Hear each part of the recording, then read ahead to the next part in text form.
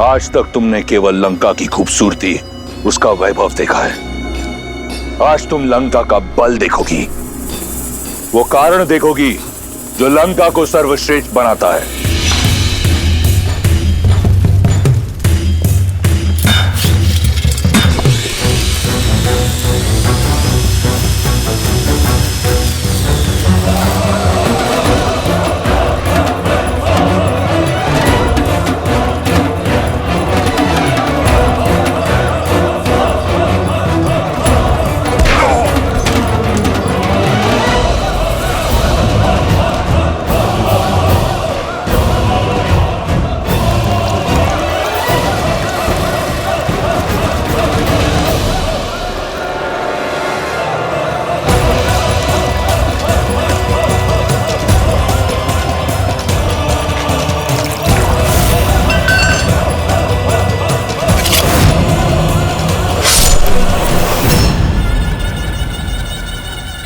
मुख मत मोड़ो सीता, इस दृश्य को अपने मन में, अपने मस्तिष्क में सजा लो।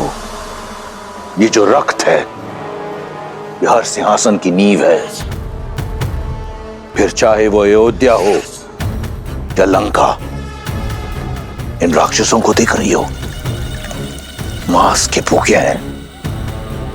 मनुष्य का मांस बहुत भाता है इन्हें।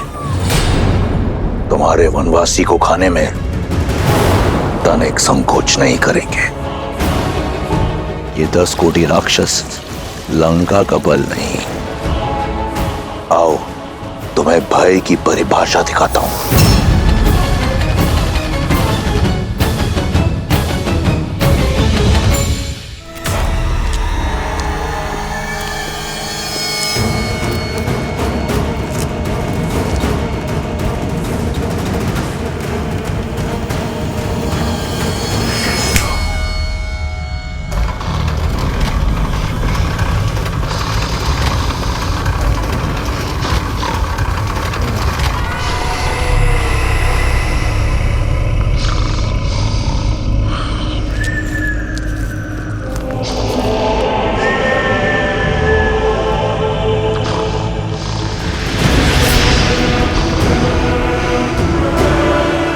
ये पग जहां पड़ते हैं, वहां का मानचित्र बदल जाता है।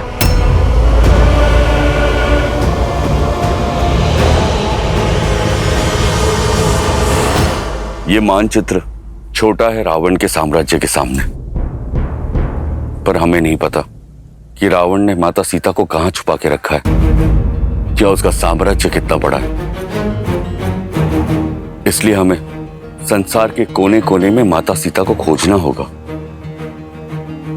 एक दल पूर्व में जाएगी, एक उत्तर में, एक और मेरा सबसे योग्य दल हनुमान, जामवंत, नल, नील और अंगद दक्षिण की ओर जाएंगे, जहां माता सीता के होने की सबसे अधिक संभावनाएं हैं। अंगद, तुम जाकर सभी वानरों को सूचित करो। मैं कुछ और तैयारियां करता हूं।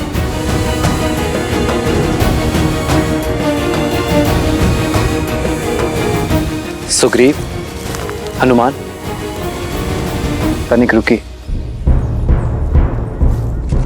मित्र, क्या बात है, आप चिंतित लग रहे हैं।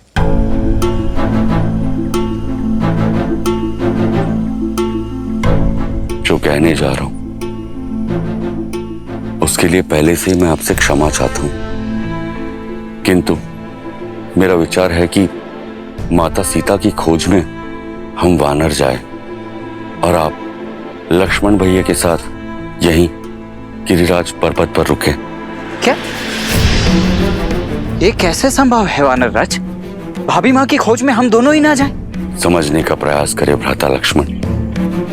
एक कारण हम वानरों की तीव्रता है। वन में हमारी गति से मेल खाना बहुत कठिन होगा आपके लिए। और दूसरा कारण? भैया, महाराज सुग्रीव ने इस संसार के सभी वानरों को एकत्रित किया है। प्रभु श्री राम के नाम पर जिन वानरों में आपके बल और शक्ति के लिए श्रद्धा है।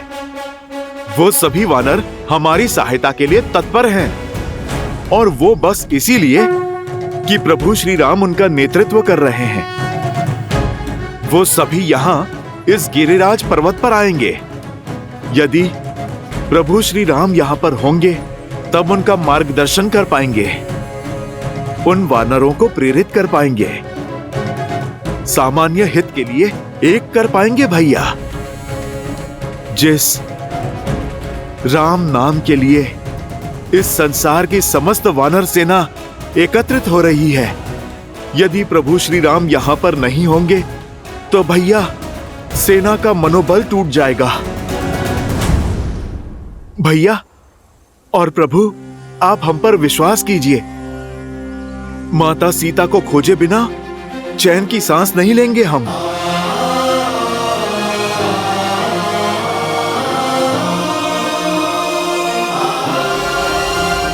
सुग्रीव, हनुमान, मुझे तुम्हारी योग्यता और मंशा पर तनिक भी संदेह नहीं है।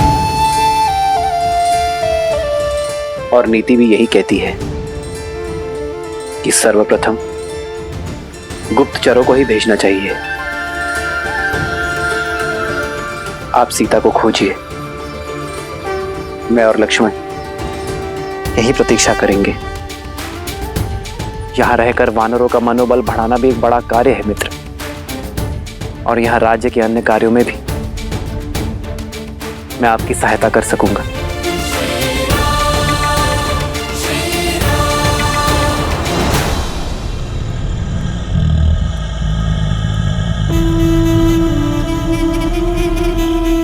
तुम्हारे मुख पर भय दिख रहा है।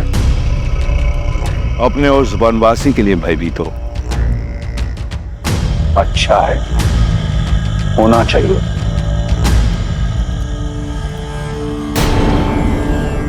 एषा केतुः परम संख्ये मुखे वै सर्वा रक्षासं कुंभकर्णः सदा शेते मूलो ग्राम्य सुखे रतः तम प्रविश्य महादेव राम सर्वतो योजनायतम्।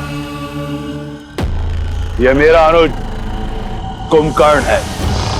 ब्रह्मा का वरदान प्राप्त है इसे। 6 माह तक निद्रा में रहता है और 6 माह तक यह विनाश का सूचक है। लंका और लंकेश की अभय ढाल है ये। और उन 6 माह में मेरा भाई अजय और अमर है। अब ये मत कहना कि तुम्हारा वनवासी ब्रह्मा के वरदान से लड़ सकता है। कुंभकर्ण जैसे ना जाने कितने योद्धा लंका में। मेघनाथ जैसा प्रतापी पुत्र है जिसने स्वयं इंद्र को परास्त किया है, जिसके पास सभी अमूल्य दिव्यास्त्र है, पशुपातास्त्र, सम्मोहनास्त्र और ब्रह्मास्त्र। क्या लगता है तुम्हारा वो वनवासी लड़ पाएगा इनसे? क्या हुआ? मौन हूं। तुम्हारी आशा के सारे दीपक बुझ गए।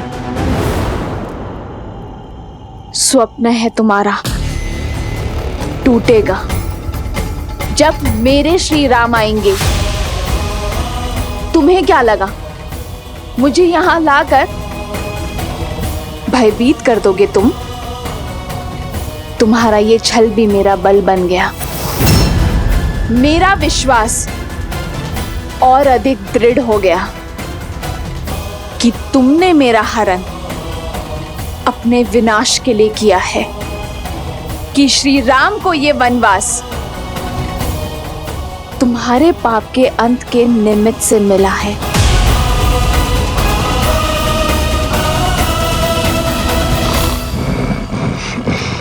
दृढ़, निडर, रुको सीता, आओ मेरे साथ।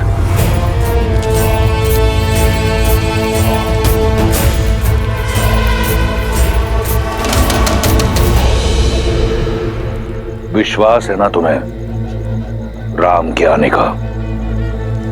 तो ठीक है, दिया समय तुम्हें 1 वर्ष का। ये सूर्य घड़ी देख रही हो, एक दिन में 8 पहर होते हैं। 3 सहस्त्र पहर दिए तुम्हें। इन 3 सहस्त्र पहरों के बाद अपनी इच्छा से तुम अपना निर्णय बदलकर मुझसे प्रेम करोगी, मुझसे विवाह करोगी, अन्यथा यह दायित्व मेरा बल निभाएगा। अब से हर क्षण जब तुम राम को स्मरण करोगी तो रावण का विचार भी तुम्हें अवश्य आएगा। जाओ, कर लो अपने राम की प्रतीक्षा, ले लो मेरे धैर्य की परीक्षा।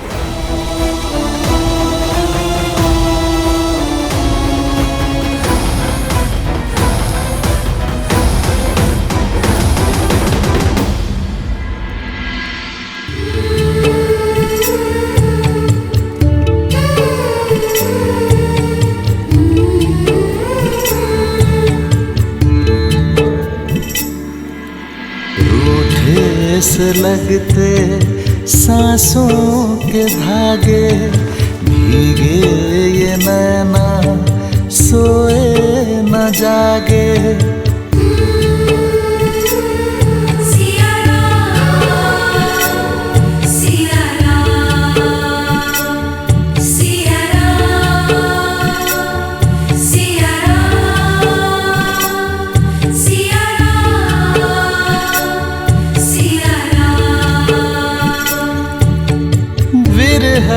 की आग में जले सिया राम, एक है तन और एक है प्राण।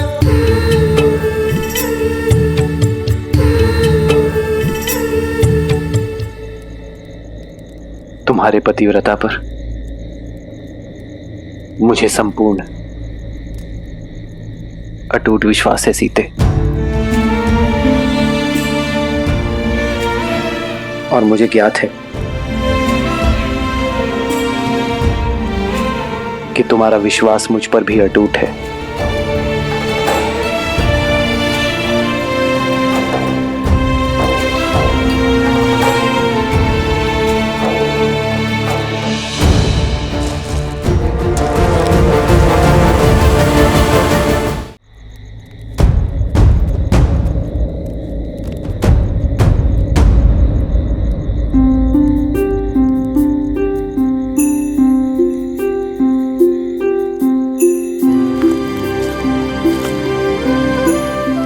हनुमान,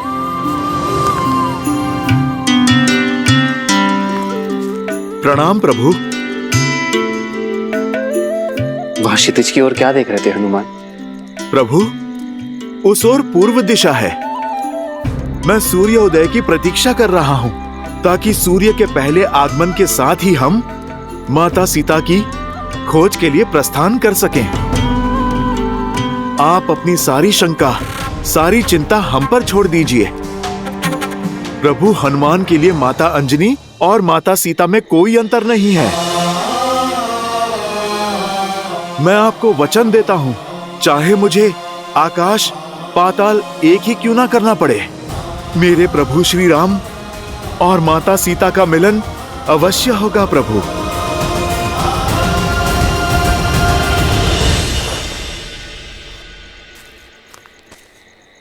हनुमान के रहते इस राम को कैसे चिंता, कैसी शंका।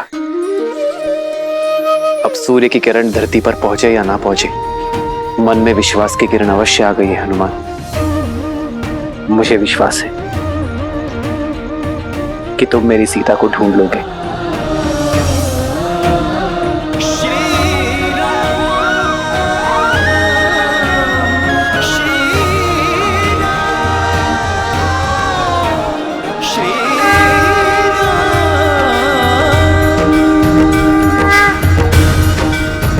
धन्य है श्री राम के प्रति हनुमान का समर्पण और हनुमान पर श्री राम का विश्वास। देवी, श्री राम और भक्त शिरोमणि हनुमान का संबंध केवल भक्त और भगवान का संबंध ही नहीं है, अपितु मित्रता की पराकाष्ठा भी है। राम और हनुमान की ये जोड़ी दो जातियों, दो प्राणियों के निस्वार्थ प्रेम की, मित्रता की गाथा है। इनकी एक दूसरे के प्रति निष्ठा, विश्वास और समर्पण कालांतर तक स्मरण रखे जाएंगे। हनुमान के विश्वास ने तो मेरे मन में भी आशा का दीप जला दिया है। अब तो लगता है कि शीघ्र ही देवी सीता की खोज होगी और रावण के पास से उन्हें छुड़ाने की यात्रा आरंभ हो जाएगी। जो यात्रा इतनी सरल हो देवी, वो ना तो प्रेम की यात्रा, ना ही मेरे प्रभु श्री राम की यात्रा हो सकती है। श्री राम की ये यात्रा अत्यंत कठिन है। श्री राम की इस गाथा का केवल एक ही उद्देश्य है कि यदि मनुष्य कोई अभिलाषा रखता है तो उसे पाने का मार्ग अथाह परिश्रम और अथाह समर्पण से होकर ही जाता है। इसीलिए वो हमारे आदर्श हैं और शीघ्र ही ये संसार भी जान जाएगा कि क्यों राम ही मर्यादा पुरुषोत्तम श्री राम है। मैं कुछ समझी नहीं। देवी, कथा में व्यथा क्यों है, यदि ये समय से पूर्व बता दिया जाए तो कथा का आनंद अधूरा रह जाता है। थोड़ा धैर्य रखिए, शीघ्र ही आपको स्वयं ज्ञात हो जाएगा कि मेरे शब्दों का तात्पर्य क्या है और इस कथा में आने वाली व्यथा का कारण क्या है। साथियों, हम यहाँ इकट्ठा हुए हैं उस साहस के समर्थन के लिए जिसने वानर समाज को एक नया अर्थ दिया है। हम वानरों के नवीन युग का आरंभ है ये, और अब वचन निभाने की बारी हम वानरों की है। हम संपूर्ण सृष्टि के कोने कोने में माता सीता के चिन्ह खोजेंगे, उन्हें रावण के प्रकोप से मुक्त कराएंगे।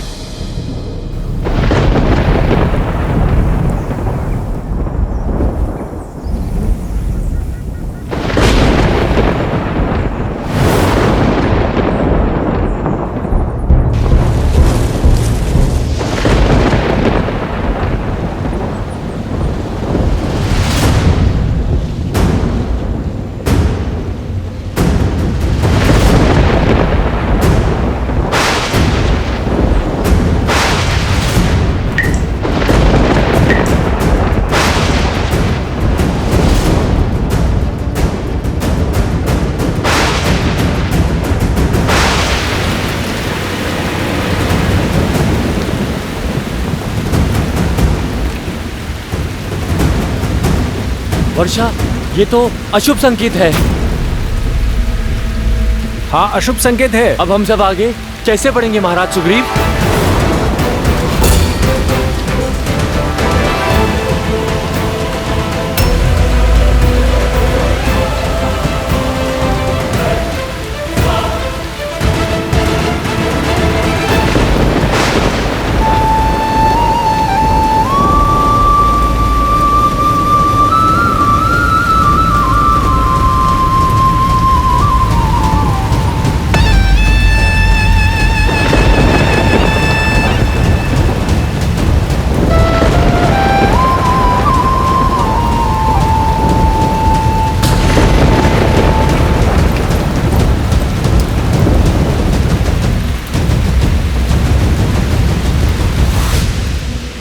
चतुर्मास आरंभ हो गया है लंकेश। लंका की अतिथि को सिर पर छत की आवश्यकता है। यह अतिथि बहुत हट्टी है, मारेगी नहीं। वर्षा की बूंदें गिरने दो, वर्षा की बूंदें इसके हृदय पर गिरेंगी और उससे राम का नाम धोकर उसे स्वच्छ कर देगी। इसके उपरांत मैं उस पर रावण का नाम लिखूंगा। लंकेश, आज कुछ उपदेश मत दो मंदोदरी। मैं अपने उद्देश्य को देखने में बहुत व्यस्त हूं।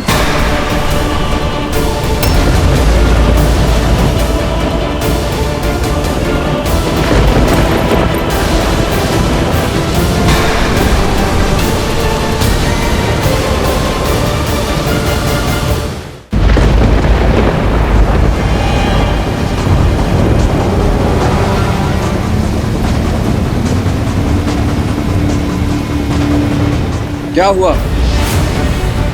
क्या बिजलियों की गड़गड़ाहट मात्र ने वानरों की इच्छा शक्ति को डगमगा दिया है?